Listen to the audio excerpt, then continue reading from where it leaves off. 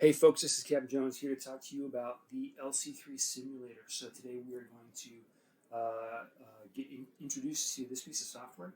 We'll describe for you what it is, kind of how it works, what is being simulated, and then ultimately we'll be able to use this simulator to write and run programs that we write for the LC-3. So let's get started. All right, so the LC-3 simulator is a piece of software that attempts to implement or mimic these lower levels of our abstraction, our pyramid of abstraction. So it's a piece of software that's going to consume programs written for the LC3, and it's going to produce results that are hopefully the exact same results that would have been produced had the program been run on an actual piece of hardware, an actual LC3 computer. So the interface is the instruction set architecture. We are effectively going to write programs in the machine language of the LC3 and feed it to the simulator, and then it'll run them. Recall that the instruction set architecture consists of three things, namely the registers that are available to us. In the LC3, there are 8.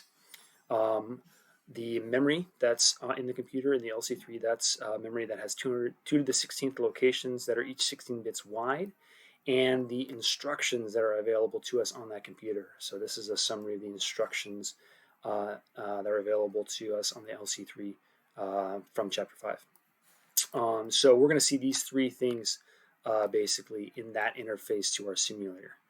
You can install the simulator from the publisher's website. So if you navigate to that link that you should have, you'll come here. If you don't have it, then this link under additional resources will take you to this page. You can click LC3 simulator here on the left-hand side. That should take you to this page. When you click this link on that page that opens up, you'll download a zip file with a number of Word documents. You get a couple Word documents here that are going to give you a little bit more information about how to use the LC3 simulator. And the first one here will open up with some instructions on how to actually download the setup tool. So if you follow this last link here to GitHub, you'll be taken to this website where you can actually download the setup tool. Once that's downloaded and you've run that, then LC3 Tools is on your computer. If you complete that like I've done here, then you can launch it from the Start menu, and what opens up is this perspective. So the LC3 simulator has 2 perspectives. The first one that opens up is the one where we are able to enter and edit any of our assembly code. So we've got a big menu for entering our text. A couple of buttons on the left-hand side that let us manage files, create new files, and save files, and open files. And then underneath at the very bottom is this wrench icon that will actually assemble our program from the LC3 assembly into machine code. So let's say I'm going to open up a file that I've previously written. This is the multiplication program from our textbook that we've seen before. If I click the wrench icon, then I can see at the bottom here that I've got an assembly successful, which is a very good thing. If anything were to go wrong, I'll also see error messages down here below the editing pane. So like, let's say for instance that I kind of made a typo and mistyped one of the opcodes. If I were to try to assemble that, I would get an error. I'd be informed that I had an invalid instruction on line 5, and here's what the assembler saw that it couldn't parse.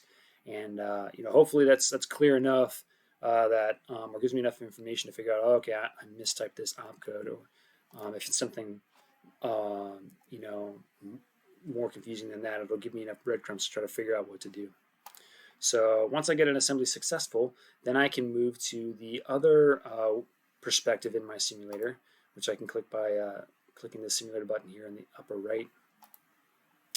And that perspective opens this view, which is the main interface to my machine. So just like the ISA consists of registers, memory, and my instructions, then when I get to this perspective in my simulator, I can see the registers in my machine. These aren't actual registers, but they're registers that the software is mimicking. I can see that all the full contents of my memory here on the right-hand side, and when I open my the file that I just assembled, then I'll see this here, which are the instructions that I just wrote in assembly. Here encoded in memory as the actual binary instructions that are going to be simulated in this piece of software. I've got some buttons here on the left-hand side that control my machine. The one we'll look at today is this little play icon, which is the run button. So if I were to click this, then I'll notice that on the console here, which is sort of my output, I see the message halting the LC3. That's what gets printed out when I run this halt instruction. And I'll notice that in R3 is the value 20, which is the result of multiplying 5 by 4. Recall that R3 is where we were placing our results. So not only does it appear that my program ran, it appears that it ran correctly. If it had run incorrectly, we'll look in a future lesson how I might go about kind of debugging that. The last thing we'll look at today in the simulator are a handful of buttons here on the bottom right, which I'm going to try to expand this perspective so you can see. Those buttons down here allow me to sort of navigate around my memory. So if I want, I can jump to a specific location, like location 0.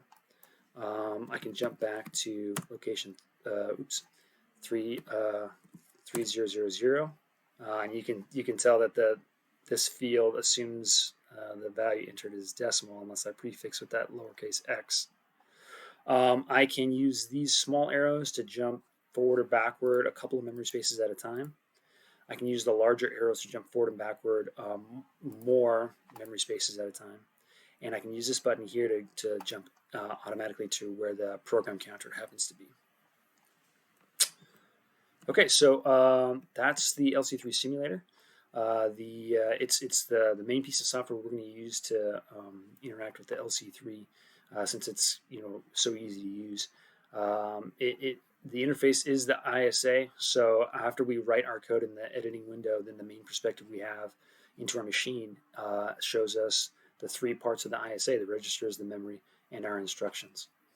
That's all for now. I'll see you next time.